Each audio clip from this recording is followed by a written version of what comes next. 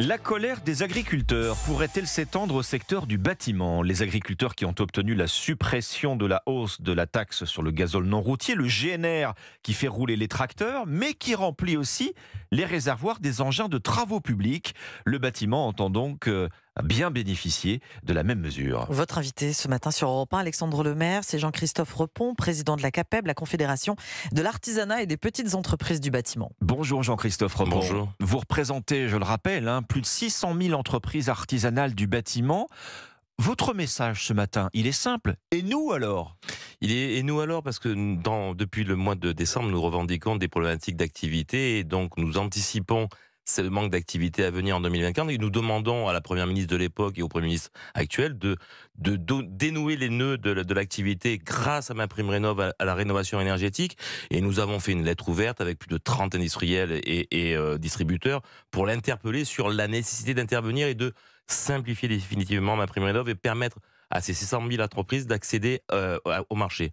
Et parallèlement, nous avons vu, comme tout le monde, le mouvement des agriculteurs et la décision unilatérale, je dirais, de Gabriel Attal de dire le GNR, l'accord tripartite entre le bâtiment, les agriculteurs et Bercy, il tombe pour les agriculteurs et pour les autres, on verra bien. Alors, unilatéral sous pression, sous pression de la rue, bien évidemment, sous pression bien évidemment. Donc nous artisans, qui pour beaucoup d'entre nous n'utilisons pas le GNR, c'est que le gros œuvre et le travail de pelleteuse et de tracto, nous demandons, et comment ça se fait que vous nous méprisez, nous, alors que ça fait plus d'un an, un mois, qu'on vous sollicite fortement, et vous attendez que les gens qui vont dans la rue et qui mettent du fumier sur les préfectures. Donc nous, quid des TPE dans le bâtiment? Bruno Le Maire nous a reçus de suite en nous disant, nous ferons une compensation pour les TPE du bâtiment qui utilisent le GNR. Donc, bon, on est entendu, mais on a encore à construire cet argumentaire de compensation. Alors, on sent votre agacement. En attendant votre ressentiment ce matin, Jean-Christophe Repon, c'est un peu deux poids, deux mesures. Là. Vous regardez ce qui se passe pour les agriculteurs, vous attendez. Nous, on attend, et hier soir, au vœu de Christophe Béchu, il a été dit que nous voyons le 15 pour trouver des solutions sur la simplification de MaPrimeRénov' et permettre à tous ces artisans d'accéder à ce marché. Cette année, l'argent public qui a été mis pour rénover la France n'a pas été totalement consommé. L'année prochaine, on met 1,6 milliard de plus et il y a de moins en moins d'entreprises qui sont qualifiées pour pouvoir faire le chantier. Donc on dit, ouvrez le marché, permettez à toutes les entreprises compétentes sur l'ensemble du territoire d'y aller.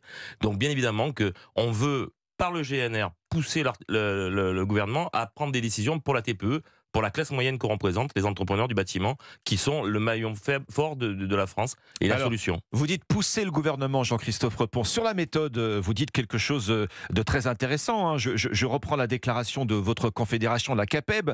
Les entreprises du bâtiment ne peuvent pas entendre que les entreprises agricoles soient privilégiées sous prétexte qu'elles aient engagé un rapport de force contestataire. C'est notre façon de travailler. Nous avons toujours eu un syndicalisme de négociation et donc nous interpellons les ministres, nous trouvons des solutions et nous essayons de trouver une sortie pour l'intérêt général. Là, visiblement, entre la pollution, le GNR et la sortie qui a été faite d'aide définitive pour l'agriculteur, c'est pas la bonne voie, me semble-t-il. Donc nous ne sommes pas à remettre en cause les accords, nous sommes à trouver des solutions. Et nous promettons derrière une activité aux artisans. Nous ne voulons pas vivre de subventions et d'une PAC européenne. Nous voulons une indépendance et une autonomie. C'est ce que nous demandons au gouvernement. Ça veut dire qu'on ne vous verra pas, par exemple, là, dans les jours qui viennent, rejoindre les barrages, garer vos camions à côté des tracteurs. Ça, c'est quelque chose qu'on ne verra pas. Je ne donne pas de consigne de manifestation, mais nous avons des départements qui ont déjà commencé le mouvement pour être dans la rue avec des agriculteurs. Dans une quinzaine de départements en France, des artisans du bâtiment ont dit il y en a assez, on y va. Donc moi, je dis aux gouvernants, entendez la classe moyenne des entrepreneurs, écoutez-nous définitivement.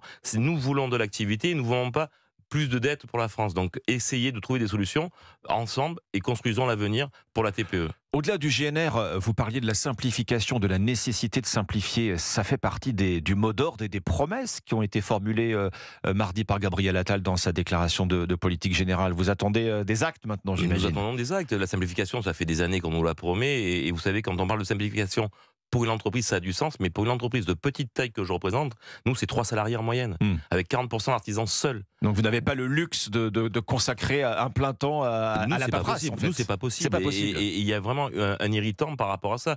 Nos artisans nous disent, c'est plus possible, on ne peut plus travailler. Nous voulons vivre de nos compétences, avoir de l'activité. Et donc, le levier le plus rapide pour 2024, on sait très bien que le neuf va mettre quelques temps à se relever, à redresser.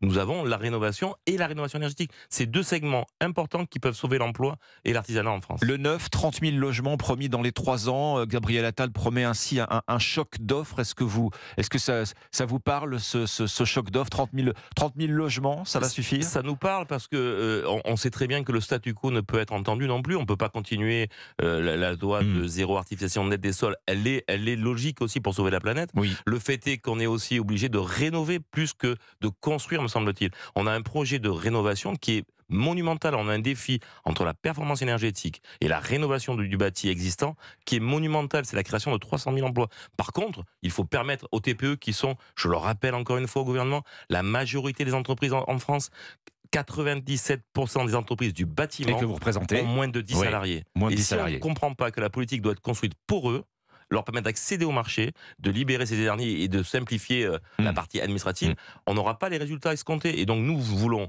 faire partie du défi de la transition énergétique, de la performance et créer de l'emploi et de l'activité. Il faut qu'on soit vraiment cette fois entendu. Merci Jean-Christophe Repon. On vous a entendu ce matin sur Europe 1, président de la CAPEB, Confédération de l'artisanat et des petites entreprises du bâtiment.